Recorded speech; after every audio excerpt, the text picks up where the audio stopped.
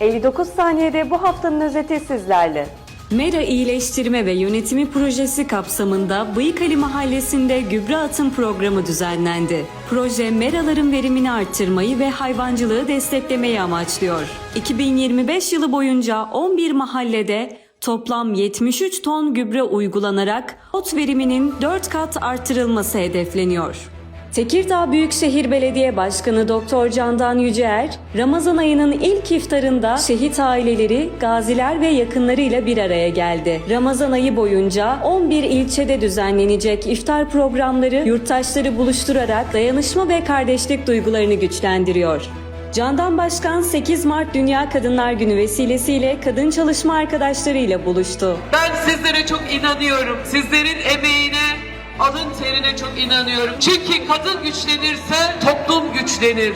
Haftaya tekrar görüşmek üzere, hoşça kalın.